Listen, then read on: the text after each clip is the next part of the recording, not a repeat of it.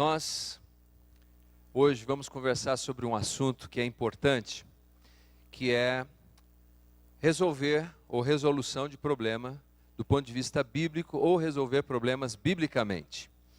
Então, eu quero encorajar você que está aqui, você que está assistindo pela internet, a, se possível, anotar, registrar essas informações, porque o meu objetivo nessa noite não é apenas te fazer ter um sentimento legal, agradável, que amanhã, segunda-feira, foi embora. Eu gostaria que você saísse daqui com alguns princípios, com algumas diretrizes, com um norte, um mapa, se você preferir, que possa ajudar você todas as vezes que você se deparar com uma coisinha chamada problema. Quem aqui tem problema? Deixa eu ver se eu estou no lugar certo para falar desse assunto. Olha, quanta gente tem problema. Tem uns que não tem, mas tá bom, devem ser espíritos andando no nosso meio aí. Problemas. Mas eu queria encorajar você, antes de entrar na mensagem, a lembrar um pouquinho da missão da Igreja Bíblica. A Igreja Bíblica Brasileira tem como missão amar a Deus. Nós estamos engajados nesse processo juntos, queremos aprender a amar a Deus. Ninguém chegou lá, nós estamos caminhando juntos para aprender a amar a Deus. E aprender a amar o próximo. Amar a Deus é um pouquinho mais fácil, mas nós estamos engajados nesse processo para a gente aprender a amar o próximo. E terceiro, servir a todos. Servir aqui dentro dessa igreja, dentro da nossa comunidade, mas servir a cidade, servir o lugar que a gente trabalha, a escola que a gente frequenta. E para isso acontecer, a Igreja Bíblica tem uma estratégia, tem uma pedagogia colocada, que consiste em grupos pequenos, como a reunião de oração que acontece na terça-feira, o núcleo familiar que acontece às quartas, que é um ambiente que se estuda a Bíblia e se ora uns pelos outros, o discipulado. Se você acha que discipulado é um negócio assustador, não é. Conversei com uma pessoa um dia, ela falou, não, discipulado acho que é muito complicado. Não é. Você tem a oportunidade de sentar com alguém, conversar e aprender mais da palavra de Deus. Eu vou pedir nesse momento para o pessoal que é da reunião de oração Maranata ficar em pé, por favor. Você que frequenta regularmente. Olha, procura a Fran, o Ziel. Se você tiver interesse em participar da reunião de oração, pode procurar. Queria pedir para o pessoal do discipulado ficar em pé, por favor. Que discipula, faz parte. Olha, está ali o Cláudio, Rebeca, Margarete, meu xará, Leandro. Bom, não vou dizer todo o nome, bastante gente, graças a Deus. Procure, olhe bem, procure e fale, eu quero fazer o discipulado. Núcleo familiar. Quem está envolvido no núcleo familiar? Aquelas reuniões, deixa eu ver, fica em pé para eu ver. Todo mundo que está envolvido com o núcleo familiar. Olha quanta gente tem aí. Procure essas pessoas e fala, olha, eu quero participar de um núcleo. Esse ano de 2014 eu quero fazer diferente, eu quero participar. Amém? Amém? Ótimo, excelente. Bom, tendo dito isso, vamos juntos aprender a amar a Deus, amar o próximo e servir a todos. Já ouviu falar do GAT, né? De vez em quando parece que é o Grupo de Ações Táticas Especiais. E dentro desse grupo, tem um grupo específico, cuja especialidade é desarmamento de bomba.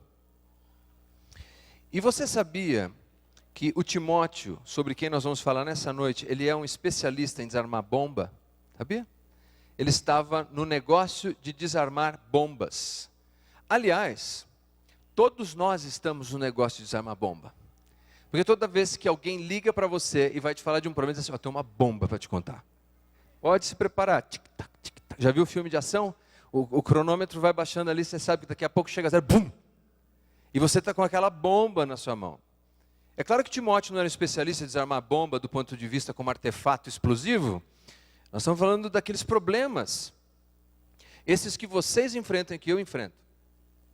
E olha, esqueça qualquer proposta que afirme que é possível viver a vida sem nenhum problema.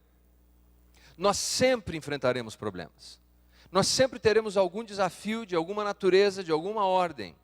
E é por isso que a gente precisa ter um mecanismo, um mapa, um caminho, princípios para a gente aprender a lidar com esses problemas. Vamos falar um pouquinho de Timóteo, do Timóteo, antes da gente falar dos princípios. Quem foi Timóteo? Nós sabemos várias coisas a respeito dele. Ele foi o aprendiz do apóstolo Paulo, o discípulo de Paulo. Paulo conheceu o jovem Timóteo na sua primeira viagem missionária, que aconteceu numa região chamada Listra, que ficava na Galácia. E nessa primeira viagem missionária, ao que tudo indica, nós não temos um texto que explicitamente diga isso, Paulo se hospedou com a família do jovem Timóteo, que provavelmente era um menino muito novo, porque não há qualquer referência a ele no texto, no livro de Atos. No entanto, nós sabemos que Paulo tinha um vínculo de relacionamento com a família. Porque quando ele faz referência à dona Eunice, mãe, à dona Lloyd, avó, ele fala, olha, eu me lembro da fé dessas mulheres. Eu me lembro como elas passaram para você, Timóteo, essa mensagem. Seja como for, o que a gente pode ler nas entrelinhas é que a experiência daquele jovem, daquele adolescente, daquele talvez menino ainda Timóteo, na primeira viagem missionária, é que Paulo, o apóstolo Paulo, o antes perseguidor da igreja, e agora o homem engajado, imbuído do desejo de avançar a mensagem do evangelho, se tornou uma espécie de herói. Ele virou o herói. Se tivesse figurinha, ele queria figurinha de Paulo. Eu quero, mãe, eu quero o álbum de figurinha de Paulo. Eu quero um pôster do Paulo no meu quarto. Esse era o herói daquele menino. Aliás, uma vez eu e a Júlia, a gente esteve numa igreja nos Estados Unidos, e aconteceu uma coisa tão interessante. Quando eu terminei de pregar, o pastor chamou todos os pré-adolescentes, eles fizeram uma fila, e aí o pastor falou assim, olha, aqui está um herói de verdade, que está pregando o evangelho, pode pegar o autógrafo dele. Foi uma situação meio desajeitada, né? Mas eu entendo, ele está tentando construir um valor, que vai numa direção diferente das pessoas. Nossos heróis hoje quem são? Poxa, a mídia diz que às vezes os nossos heróis são aqueles que fazem Big Brother, por favor. Ou o nosso herói é o cara que joga o futebol. Aliás, o meu time não estão jogando nada. Eles estão mais para anti-herói, para Chapolin Colorado do que qualquer outra coisa. Mas os heróis que vão sendo construídos são esses. São os Justin Bieber. Ah, ele é meu herói. Mas esse jovem tinha um outro herói. Paulo. E por isso quando Paulo retorna na sua segunda viagem missionária, agora esse moço tem um bom testemunho. A comunidade admira. Todo mundo fala, vocês viram Timóteo? Moço bom, dedicado, sério, leva a sério as coisas de Deus.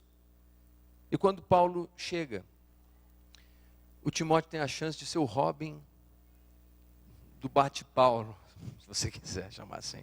Ele tem a chance de ser o parceiro do Paulo, o aprendiz de Paulo. E passa a viajar com ele. E essa parceria deu tão certo, que Paulo, todas as vezes que faz qualquer referência a Timóteo, ele usa sempre um tratamento fraternal e carinhoso. Ele diz, Timóteo é meu filho na fé. É meu filho.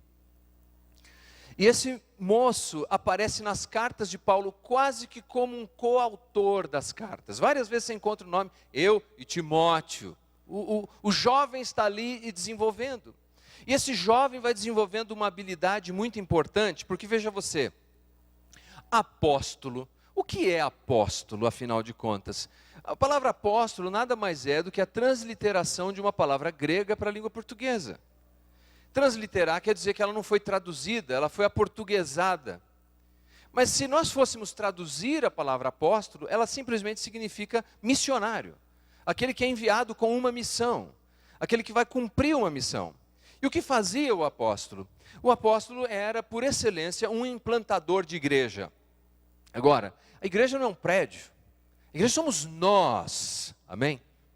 A igreja são as pessoas, a própria palavra igreja significa ajuntamento, reunião. Então eles implantavam essas comunidades, essas reuniões de pessoas, esse ajuntamento chamado de eclesia, de igreja.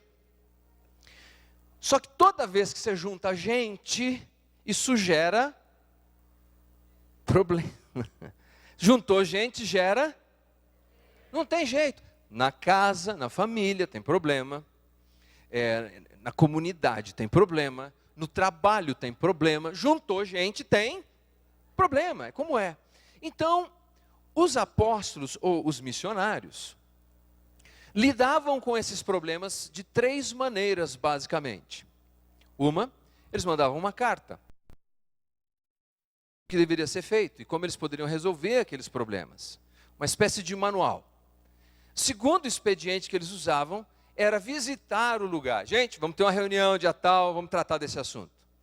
E o terceiro, eles enviavam um delegado, um representante. Timóteo se tornou o representante do apóstolo Paulo. Todas as vezes que alguém poderia ouvir, uma bomba vai explodir, se o Paulo não podia ir pessoalmente desarmar, ou se uma carta não fosse o expediente mais apropriado, quem ia? Timóteo. E por isso Timóteo foi para Tessalônica, foi para Macedônia, ele foi para a igreja de Corinto, e finalmente nessa carta que nós vamos ler, que Paulo escreveu aproximadamente por volta do ano 66 depois de Cristo, ele está desarmando bomba numa cidade chamada Éfeso.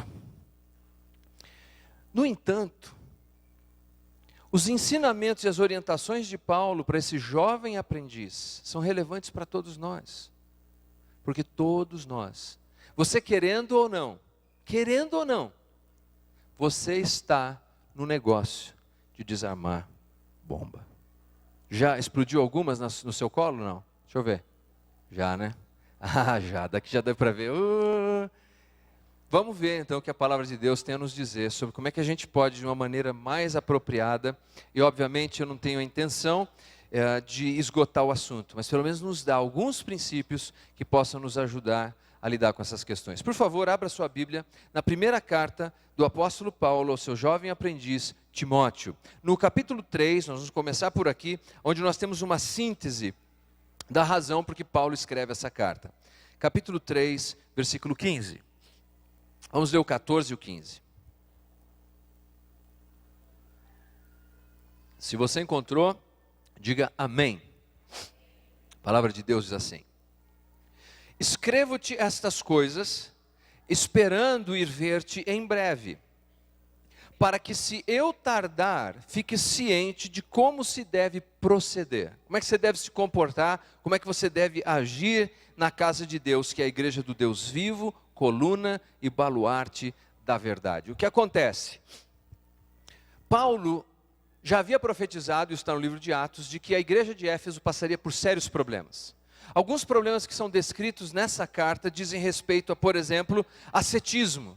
Gente que proibia um tipo de comida. Então a comunidade estava dividida em torno de pode comer isso, não pode comer aquilo. E estavam quebrando pau por causa disso. Mas não só isso, tinha gente dentro da comunidade ensinando que casar era mal, porque a sexualidade era ruim, e que o casamento não valia a pena, e o celibato era importante. Então havia um problema em relação ao ascetismo, mas não só isso. Tinha um problema em relação ao sexismo que começou a ser produzido dentro da comunidade, e então uma guerra de sexo surgiu naquele lugar. Homem e mulher digladiando o tempo todo a respeito de tudo e de todas as coisas. Bom, essas coisas passaram a, obviamente, causar prejuízos na vida familiar, mas não só isso. Modismo. Gente que usava então do seu status ou da sua produção exterior, colocando acima dos seus valores de caráter. Claro que isso não acontece no nosso tempo, não é verdade? Materialismo era outro problema. As pessoas lá passaram a amar o dinheiro, e Paulo diz assim: o amor ao dinheiro é a raiz de todos os males. A questão toda era que, se Timóteo fosse simplesmente tentar resolver cada uma dessas coisas, ele não estaria de fato lidando com o problema. Para a gente poder lidar com o problema, e o apóstolo Paulo vai então didaticamente apresentar um plano de ação, nós precisamos identificar não os efeitos do problema, não os frutos, não as folhas, precisamos identificar a raiz do problema. Porque se a gente não identificar a raiz do problema, o que nós vamos ficar fazendo o resto da vida é tirando folhas e frutos daquela árvore. E a raiz vai continuar produzindo problemas. Os problemas vêm vestidos das mais diversas roupas. E vem grande, imenso. Eu sou o problema da droga, imenso. Eu sou o problema do conflito conjugal. Eu sou o problema do endividamento. E enquanto a pessoa continua a lidar apenas com essas coisas, ela está lidando com a folha, com o fruto. Por exemplo, se você apanha alguém que está sofrendo de endividamento, e ele diz, olha, estou endividado, estou com todas essas dívidas, e você faz um cheque para ele, está aqui, vai lá e paga todas as suas contas. Seria bom? Bom, a pessoa ia adorar, ia lá, ia pagar, talvez, acho que não dá, precisa pagar tudo, acho que só pagar uma partezinha. E em alguns meses, talvez no mês seguinte, como ele estaria? Devendo, de novo. Porque o problema não é a dívida, o problema não é o endividamento. O endividamento é o fruto, é a folha. Precisamos saber qual é a raiz do problema. Se um jovem é usuário de entorpecente, livre ou proibido, a gente dá um jeito de fazer com que ele passe por um processo de abstinência. Mas se eu não lidar com a raiz, quando ele sai daquele tempo, o que acontece? Ele volta. Ele volta. Tem que lidar com a raiz. Se um casal, por exemplo, eu peguei um casal uma vez para aconselhar. Eu fico feliz, gente, eu repito isso vez após vez. Tem gente que fala assim, poxa, né, toda vez você fala, mas é o seguinte, gente, esse ano, se Deus quiser, eu vou completar 25 anos de ministério pastoral. Se Deus quiser. E eu tenho muita alegria nisso. Mas são 25 anos ouvindo lutas, problemas, dificuldades. E esse casal um dia me procurou para dizer das dificuldades que ele estava enfrentando, a crise.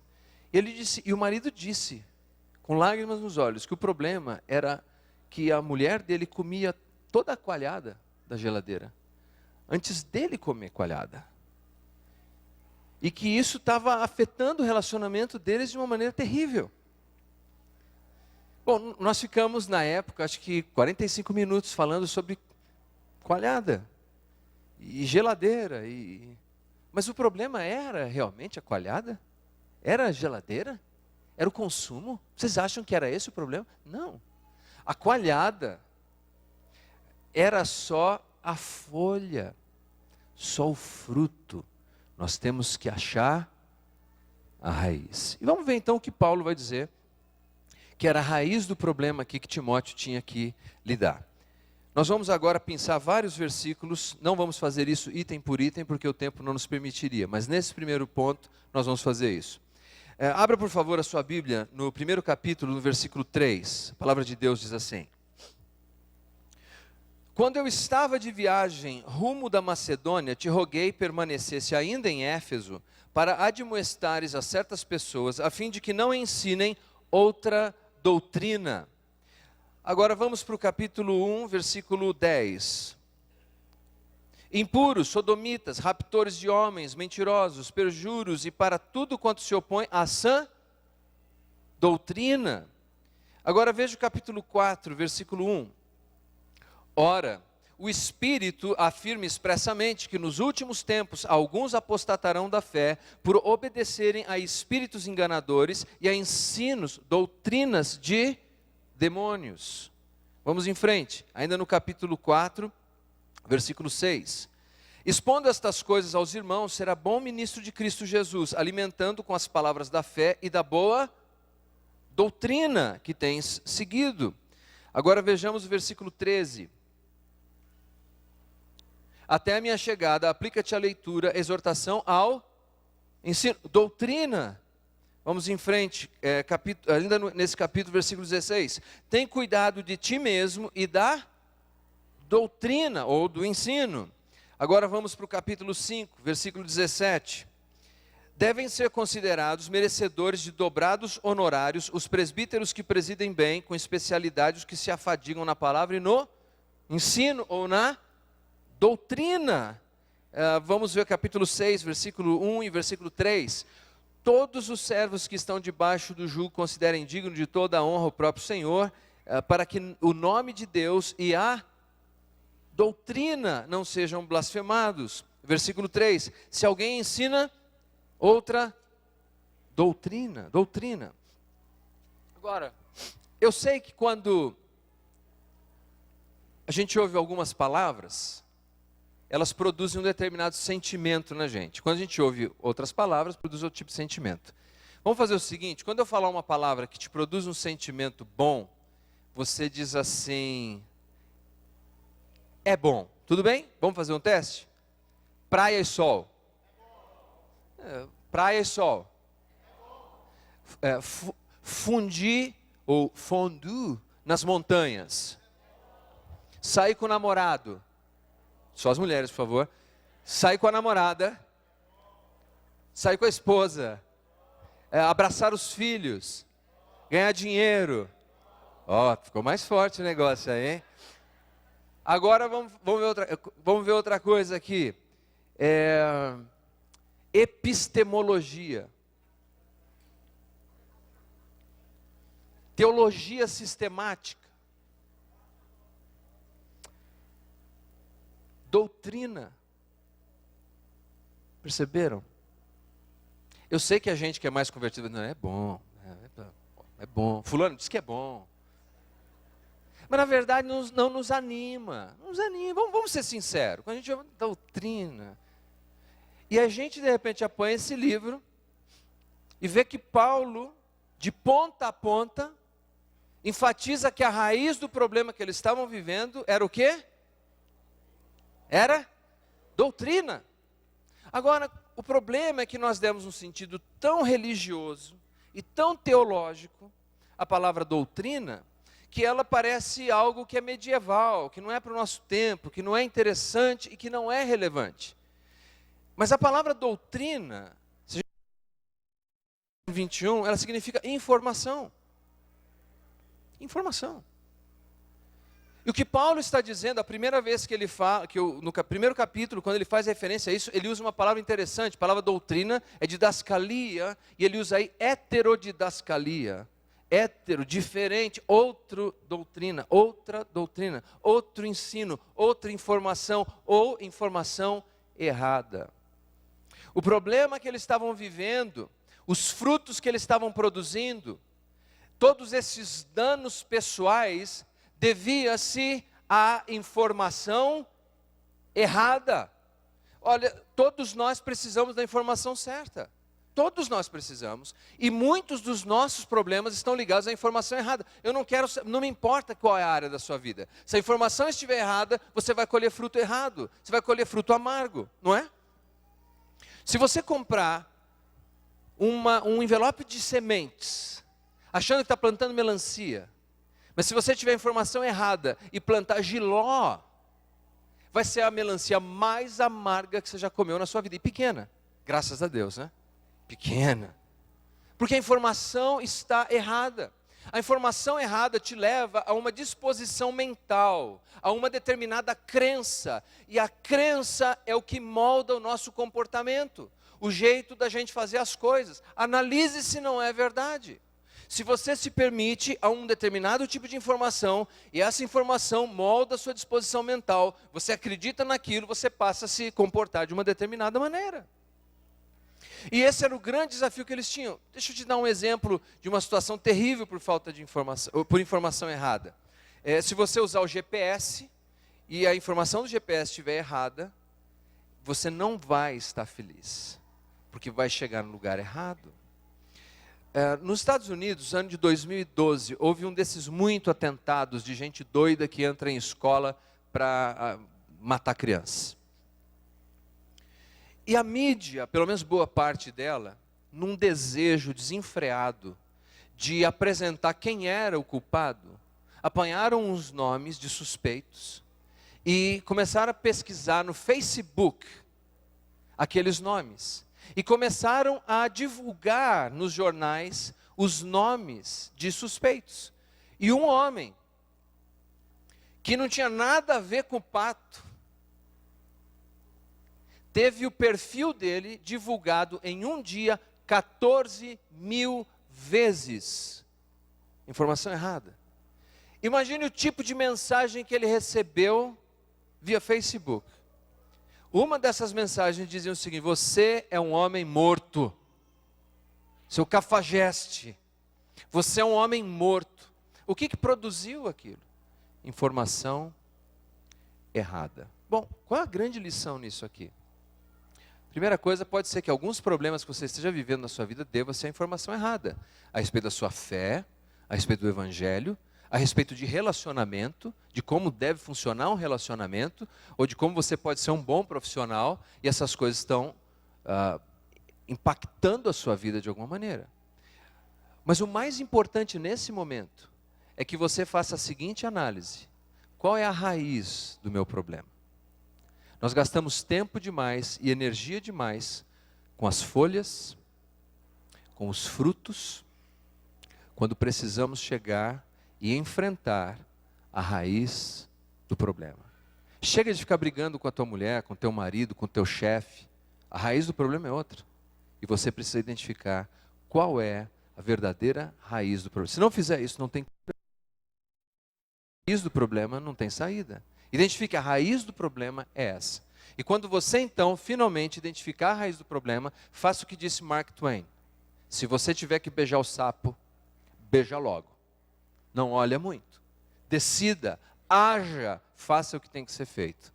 Primeiro princípio para você resolver problemas biblicamente: trate da raiz do problema, não dos efeitos do problema. Amém? Estamos engajados no negócio de desarmar a bomba. E não tem como fugir disso. E essa é a noite que a gente pode dizer: Deus, eu vou abraçar esses princípios. Eu vou colocar em prática na minha vida. O primeiro passo que você tem que fazer é, se você ainda não colocou a sua fé em Jesus como seu Salvador, é o que você deveria fazer. Porque no capítulo 2, a Bíblia diz claramente que Deus deseja que todos os homens sejam salvos, cheguem ao pleno conhecimento da verdade. E se você ainda não deu esse passo,